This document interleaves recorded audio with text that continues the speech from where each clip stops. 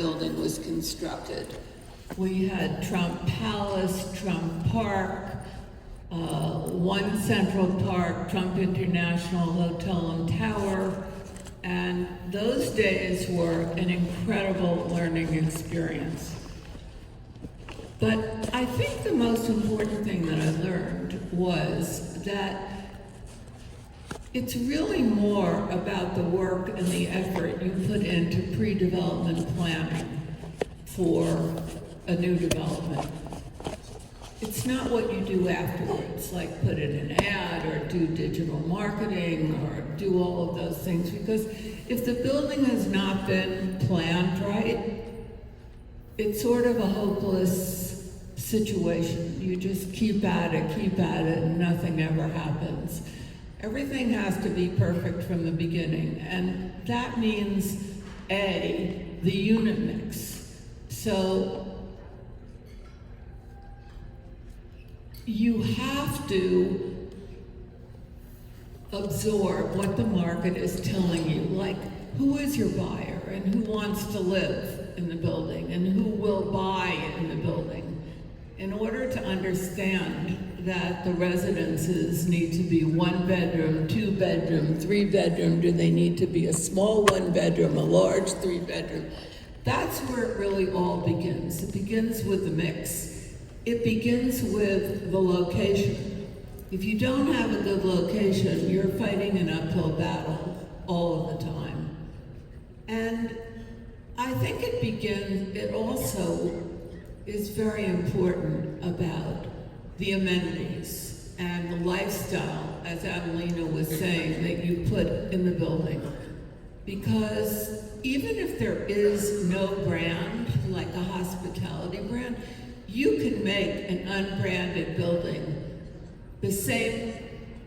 have the same kind of importance and value as a branded building, depending on how much money and how much effort you're willing to put in to make the lifestyle exceptional. And I'm sure all of you know that there are many unbranded buildings that have done just as well as branded buildings.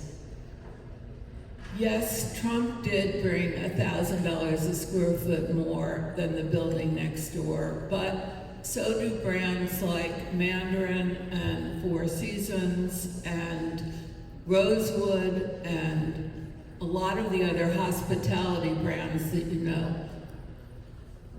The really important thing is that the hospitality company must be willing to deliver the services that they stand for and they represent. You can't just have a name on it with nothing behind it. So it's actually very true. Like I think what you said just now, sorry to jump in, but the fact she is... She always jumps in. I've been trained very well, actually. but I think when you start thinking about whether it's whatever brand that we're talking about, but in terms of hospitality, what do people want when they buy into a residence, branded or unbranded? So I think that some of what you said about the non-branded one, well, a lot of times what we see is in the pre-development, people are putting a lot of the amenities, sometimes actually better than what the brand would do, because they need to, and they can create this other value. What the brand will do for you is to give you the value without maybe you needing the developer needing to go into that. But at the end of the day, it's about being authentic to what you can deliver. And so for us, for Mandarin Oriental, and I think same with Four Seasons, I can't speak for anybody else, but we will only work with a developer that are aligned with our values and that will allow us to actually manage the building after it's been built. And that's a really important part in showcasing what we're doing. And whether when we're working with marketing people like yourself, we ask that you share with your buyers and we really work with you, collaborate with you to show you what the journey would be like so that the buyers can understand what kind of lifestyle and how do you live and how does Mandarin Oriental actually service you. And many of the things that we hear from the buyers and for actual residents is the fact that they love coming home. Because at the end of the day, it's a home. Right. Oshibori towel welcoming experience is amazing. I think that's the advantage of a hospitality brand. However, it is possible to brand things with other names, like Trump was a developer, like an architect is an architect. So there are different kinds of brands, and it does not always have to be a hospitality brand. But one thing is for sure, the building needs to be programmed the correct way. I think a hospitality brand obviously leverages that if the teamwork is correct, right? The developer pairs well with the brand, but in addition to continue what you stated, with the hospitality brand in particular, that has been doing it for many, many years as both these brands that we discussed, what you know is you have an assurance of what service is expected, right? So what you're doing is you're not just slapping a brand on a building. That brand, to be able to maintain that brand on the building, you have to have certain standards of service. You have to have certain standards of staff. You have to have, so, right, exactly. So that's what you're getting versus an unbranded building, which you can put all that service in there, but if the HOA takes over and decides that they don't want to have it, you're not going to have that level of service, where the same thing can happen in a branded residence, but then you're no longer a Four Seasons or a Mandarin. You have to have that certain level, and that's what you're buying into. So Riz, talk a little bit about how that helps or doesn't help in terms of marketing efforts, right? Because at the end of the day, and we talked about, I think the brokerage panel yesterday, Shlomi, mentioned, in the end, we have to sell, right? We have to, and then this is the goal, and this is the last mile, right? The last mile is to sell. And so marketing, can you talk a little bit about some strategies that you've used in terms of the advantages of the brands or how you've parlayed that, activations, events? I think that I touched on it a little bit. The key is you get to tap into that network, right? And you get to tap into that brand recognition. So you automatically, in working with a brand like the Four Seasons, for example, they've been doing branded residences for over 30 years, right? So it's not just that they're strong on the hotel side, they're strong on the residential side as well, and people know it.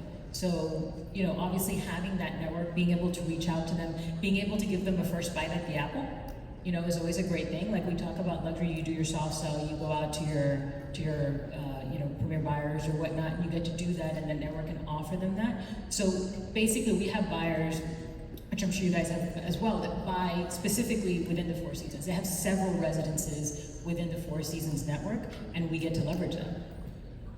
I think for us, event activations have been really extremely popular for engaging with the luxury buyer. For the Shangri-La in Toronto, we teamed up with the Warhol Foundation and had the largest Warhol activation at the Shangri-La Hotel in collaboration with Christie's International and the Warhol Foundation. There were a lot of buyers, close to 200 luxury buyers to the project, and we had 5 or 6 model suites at a time, and most of them sold because of that. And so we're just doing a lot more of these unique activations throughout our branded residences, non-branded residences, and depending on the demographic that you're looking at, those are the kinds of things that we see those people coming out and being very exclusive buyers for.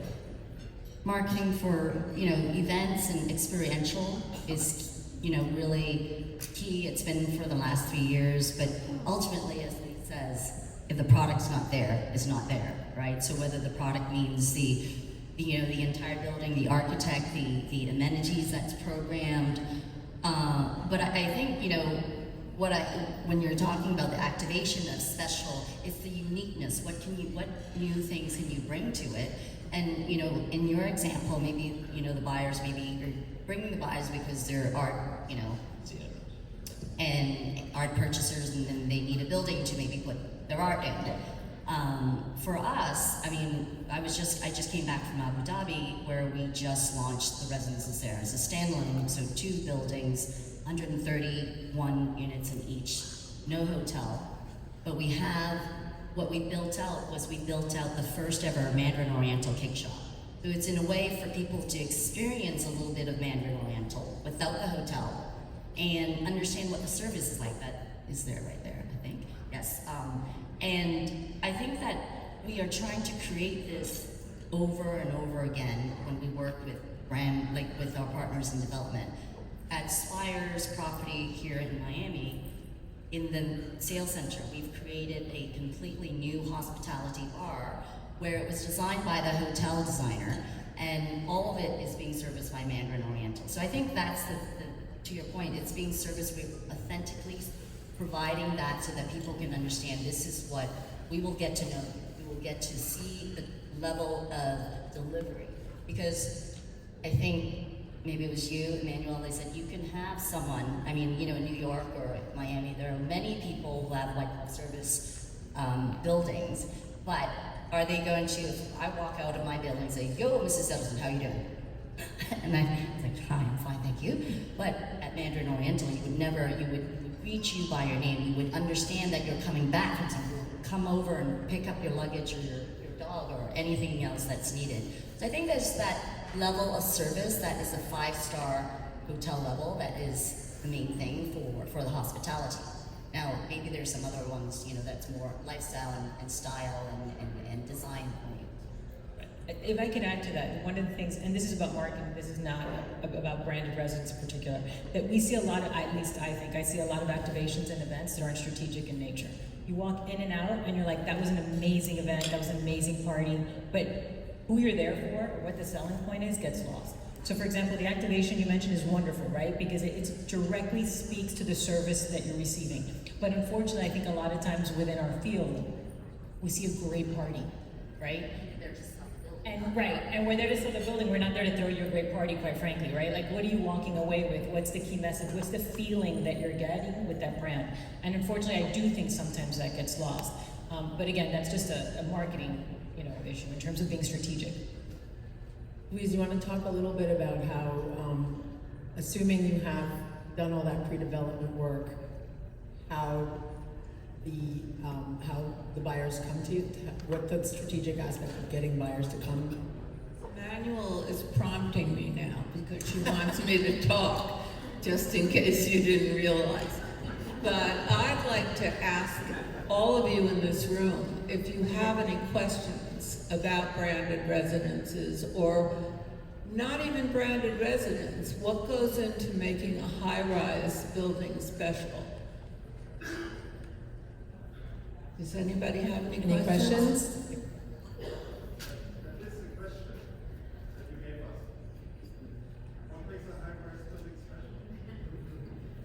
What makes a high-rise building special? It's prompting you.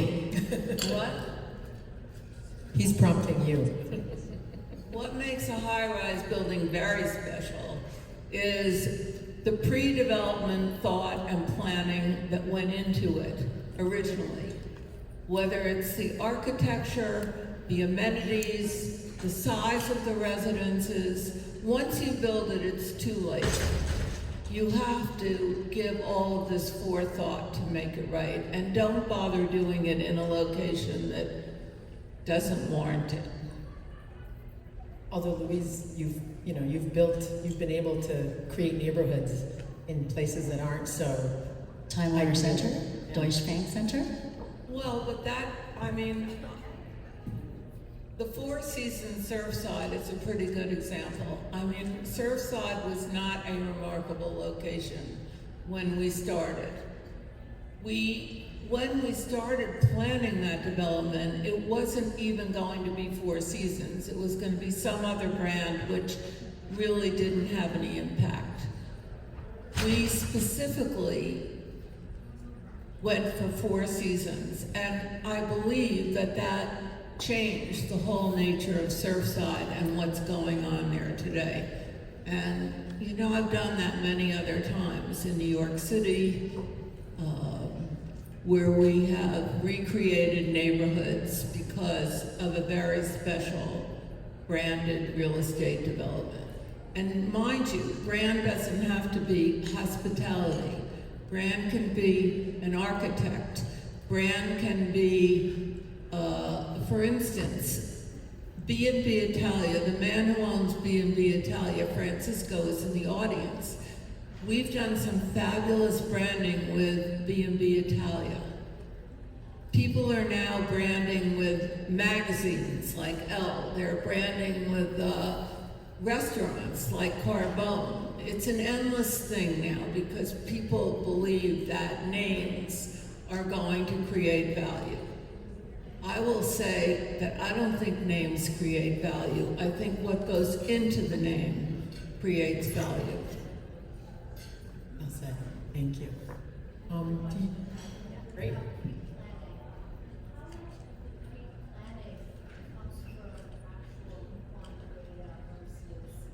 Would you mind repeating that so I can hear it?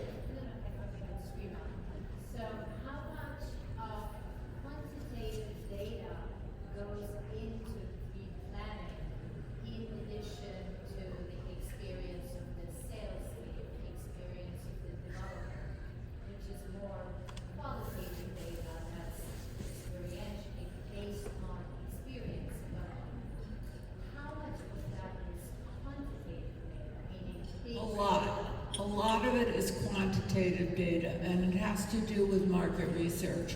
You cannot undertake to build a high-rise building without doing a lot of market research. And so the quantitative part of it is very important. You also have to study all the floor plans of neighboring buildings. You have to. The answer to your question is it's 50% of the battle. When we start working with a developer, we would ask always for the feasibility and all of the studies that come in first. And then you layer on the expertise and the intuitive nature and the creativity of the development team and the consultants and then the brand. And that's really where the magic happens, I think. I think one thing just to talk about what Louise talked about is when she was talking about unit mix and layouts. You know, our team is fixated on making sure that the unit mix and the size and the design of the suites are to perfection. I mean, we've done, 20 to 30,000 condominium units altogether, and we think that that's like one of the most important parts on top of the data that you're looking for to find out and make sure maximize the saleability of a project. Because if your unit mix is off, your floor plans are off, we find right away people are just not interested in that. And we've had clients who built buildings that we recommended not to do those types of floor plans, and now you're seeing that the last ones to move, you're discounting at the end, and you can't even give them away, basically. So the pre-development work that you're looking at, the unit mix, the design of the floor plans, to me, on top of the quantitative data, is huge to make a project successful. But also from the developer side, like our development team has been around for 30, 35 years, specifically in South Florida. And you can't underestimate the importance of knowing your local market. Ugo is known for having created neighborhoods as well. He has been, when he built, if anybody knows the building Santa Maria, it was completely ahead of its time. It's still considered the standard, a building that's sort of a standard of luxury. And a lot of that comes with just knowing where you're building and who you're building for.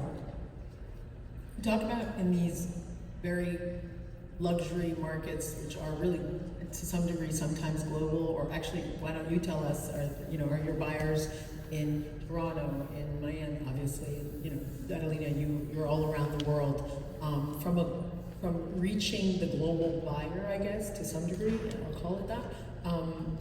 What are the differences? How do you cater to those either domestic or global buyers? How do you get them here? Some ways that you feel that have been successful. When I established the Sunshine Group, which later on merged with Corcoran, now it's Corcoran Sunshine, the first thing I did was hire the market research person. I even remember her name, Beth Stern. This goes back 50 years. I mean, that market research was the thing that distinguished us from every other company in New York. At that time, it was a New York company. So I think it's really, really essential. And I think that aside from market research, I think, reaching the global buyer, whether you're in Toronto or Miami or New York, I think nowadays, ultra high net worth, people travel around all the time. So there are many different type of places and type of venues for these buyers. For us, obviously, we have our own database and our own, residence owners that are, a fan of what we do. And I think that more and more developers are looking to us to see how can they tap into this very lucrative and very exclusive, hard to get database. And we're working right now with somebody in the audience on building out an actual database that will allow the developers to really tap into the leads that are around the world. And it's quite difficult because, whether it's private jets or art or auction houses, nobody really wants to give up those names, right? So how do you get access to them, I think is the question. And also, how do you not oversaturate your own clientele, right? That's a very big challenge. Well, I think you have to be very authentic, right? You can't be selling, so at this level, nobody is selling anything. We're just presenting and we're showcasing, this is how you might want to live, or you might want to live another way. If you want to live with full design, a Philippe Stark type, go ahead, this is what we have on offer. If you want to live in a building where there's a garage in your home, go ahead. It's all very different. It depends on what you want, and it really goes back to marketing, which is know your audience. Who's your target market? Sorry, one of the things that we did with a project, Jeannie Gang's first project in Toronto called London Isle. Many people around the world wanted to buy a Jeannie Gang project, never really had the opportunity.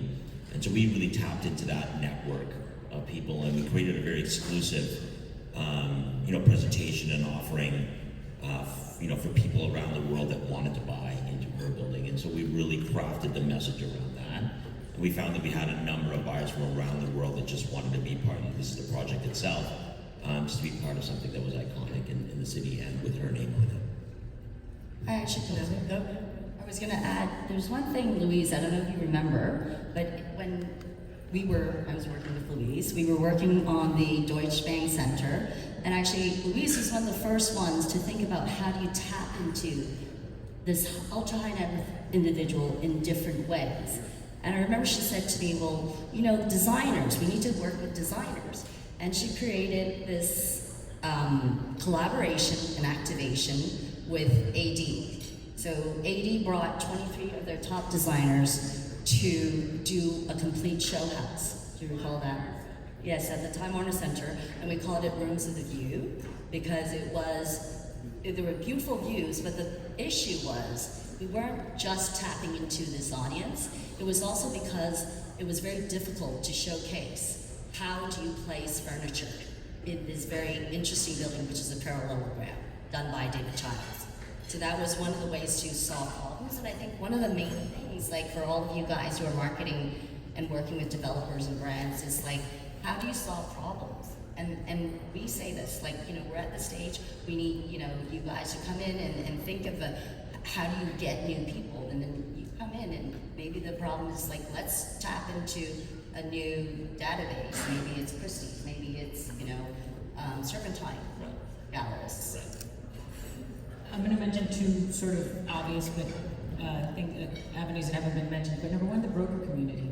The broker community is so important to reach out to these individuals, and us being able to arm the broker community to basically do the marketing for us, right? So we try to give all the tools that allow the broker to continue to be on brand, give our key messaging, and get to their buyer as well. So that's a whole other layer that I think is incredibly important. And they are reaching out to those international buyers. They have high net worth individuals that are part of their portfolio and whatnot. The other thing is, what's become important is SEO and social media. I remember when social media started out, we would talk about it like no high net worth individual is sitting there in a business meeting scrolling through Instagram. Well, guess what? They are, right? They're on Instagram. They're sitting there and they're looking at their social media. And we have gotten a lot of direct buyers from these avenues, which, 15, 20 years ago, they would have laughed us off if we said that we were gonna do anything on social media. So that and SEO and reverse SEO, to be able to target specifically who you want, is a wonderful, wonderful tool to be able to reach out globally with your brand. And the brokers are also on social media. Correct. A lot. So, yeah, that's good. How many of you are now involved with a high-rise development? And are there any of you facing certain challenges with that? Well, let's hear them. I saw a gentleman in the back raise his hand. Anyone? No one has problems? Really? No, we're just selling out 100% in a week, so we're all good. I mean, you have a group of people up here who maybe Maria. can help you Maria, go ahead. deal with your challenges. Vince, first of all, the services that you provide by way of brand, I'm sure adds a lot to the common charges or the monthly fees of the building. How does it differ between a regular building by way of monthly expenses and a building where it has your brand that might add a premium to it? That's question number one. I have another one after that. Shlomi, one at a time. 10 seconds. He's in the back. So was your question about the variation in HOA fees? Yeah. Yeah, it seems like the common charges or monthly fees for branded buildings are higher than other buildings that are condos. That's because the brands Yes. charge you a branding fee, which is usually between 3 and 5%. So the branding fee is what is making the common charges higher, as well as the level of service. So, I think it's a service, right? Like, so. no, it's a branding fee. No, well, so the branding fee doesn't get involved into the calculation of the common charges, though. So it's a management fee. So in terms of actually, sorry. It is a level of service too. Well, Like it's the branding fee. The branding fee is not involved in calculation of the actual common charges. That is not part of it. That goes to a separate bucket. So what I can tell you, because we've done many all over the world, and it is really, you are paying for the brand because we are providing you with extra services. Usually there are many more staff. So really the majority of the common charges is coming from the labor cost, right? Whether you're in Turkey or Dubai or Miami. So that is actually a lot of it. It depends on your amenities programming. So for example, at Swire, we have a beautiful podium of amenities. But look, guess what? You have 25,000 square feet of amenities. That means that I need to have people there to man it, to ensure that the level of service that you have been told by your brokers and by the sales representative that you're getting is actually being delivered. So for us, it's really, really important to actually ensure that you're living a 5-star luxury hotel lifestyle. So, you know, when you are there at home, we want to deliver that to you. So a lot of that is coming from that. So to your question, to your point, it is the branding in terms of the brand that's bringing that to you. But I also think that there's a lot of, you know, it depends on which market you're in. So for example, if you're in, you know, there are certain markets like Indiana, for example, where the engineering and insurance, all that is part of your common charges or your monthly fees, right? So it depends on how high that level is. But the majority of the branding fee is coming from the labor charge, which is also then coming from the level of service that you're providing. So in answers to say, how can we actually sell that, right? Because you're saying, you know, Mandarin, Rosewood, Four Seasons, it's higher. So maybe I would ask the expert who sells it. I would probably say you need to be able to justify that value. Yes, correct. Yeah. Yeah, so in New York, your common charges range between, call it $1.25 a foot to maybe $2 a foot if it's a full service building with swimming pool, and you know, the salaries are usually for a lifeguard, etc. But it seems like with branded buildings, it's more than double that. So with you know, rising taxes, and especially in New York, the taxes are very high.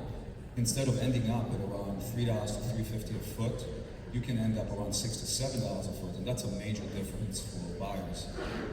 Maybe buyers are very high-end properties like this don't care about the monthlies, but everyday buyer that walks into a building, that presents an issue. But that was question number one. If you don't mind, I'll ask the second one. So Louise designs incredible buildings, and we've seen them. And you're right. Unless you have the right unit mix, floor plans, layouts, amenities, design, etc., the building is going to go nowhere. And if you have the branding on top of it, that's great. But there are examples of, I won't mention names, but buildings with brands that are sitting, not selling. And I don't know I'm not sure it's necessarily the location or the way the building was designed. And certainly the brand is there. So if you have all those components, how do you deal with possibly a developer, right? Because you deal at the end of the day with the developer, and the developer does the sales, and their sales teams if they're not performing. Well, I think everything has to do with the sales team, because the sales team has to be able to relay the substance of the development to a potential buyer. And if not relayed properly, it's not too important what the brand is, or it is important what the brand is if you have a great sales team. But I want to say that I'm sure you've all heard of Time Warner Center in New York.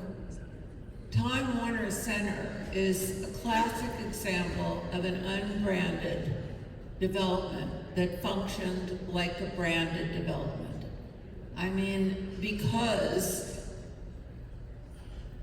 of the location, because of the shopping, because of Whole Foods. I mean, Whole Foods is a brand unto itself. Sometimes you can put Whole Foods somewhere and create a fabulous development.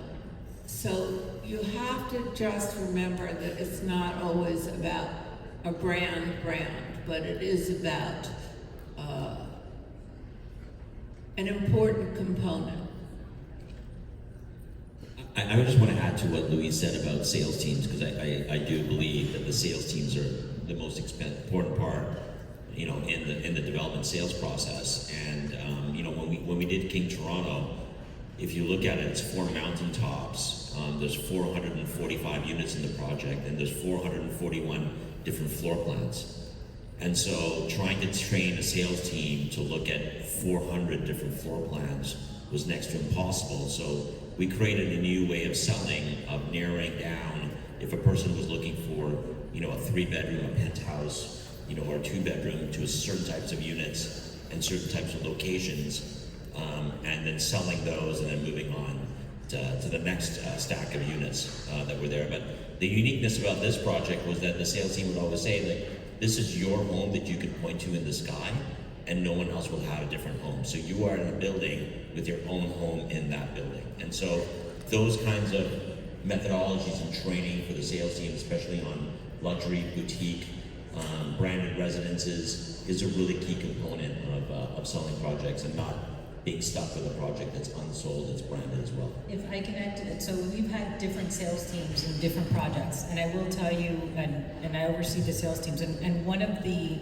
importance of success, one of the key traits that I think are important for a successful salesperson is really understanding the development and the developer. And I know that sounds like a no-brainer, you would think that was the case, but it's not. I have sales teams that are selling at a very superficial level. I tell them, you have one job, one building, read your condo docs. They don't read the condo docs. They don't know how to answer questions properly, and that comes across. I have a sales agent that has worked across CMC projects and knows our projects and all the brands. And the difference in his success rate selling versus the people that come in and they're just trying to get whatever kill they can have it's astronomical, the difference, because you really have to know all the details and how to deal, not just deal with the developer. What's the goal of the developer? What's the reputation? What are they trying to do with that building? Who's the demographic that they want in there? And how to tell the story. How to tell the story. I think any developer who puts 441 floor plans into a building is out of their minds. And they are making it impossible for the sales team. Yeah, it was insane, but we sold it. That was a great thing. That was a good ending. I think we're out of time now, and so thank you so much. So much, everyone. Thank you. It's amazing. Thank you so much. You music to my ears, the unit mix. We're gonna take a quick, go put some coffee in, go get some hot tea, be right back, and we are going to disrupt. That is the next panel, is disruption.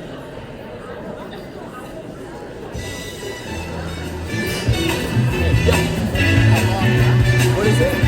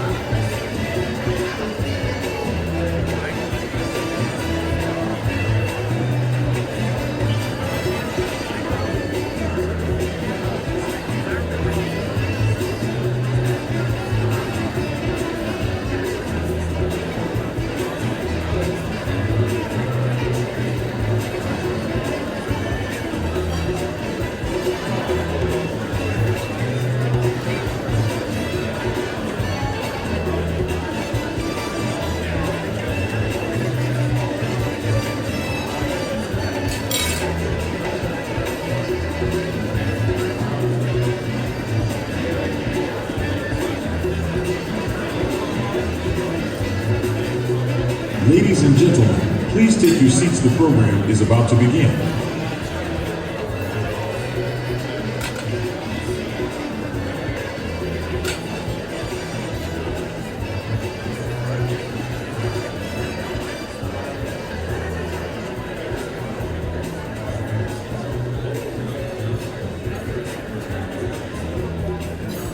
Hello?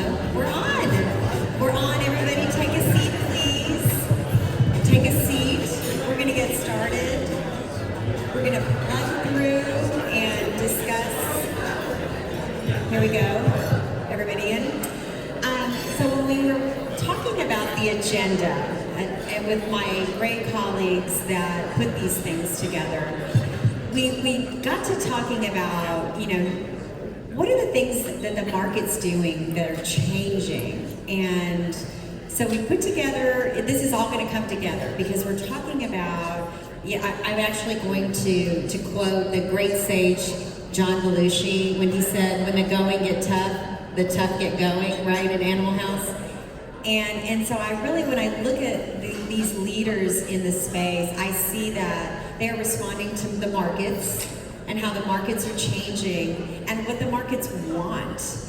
And so we're here to present a couple of different ideas on meeting the market where there is a need and navigating through just really creating legislation, creating product that we see in the market that needs to meet a need. So I'm to my left, I have first Brad Meltzer, who is with Two Roads. And then we have Harvey Hernandez, who is with Newgard Development Group. And then Jim Rakovic is here, and he's here to represent Hawaii, which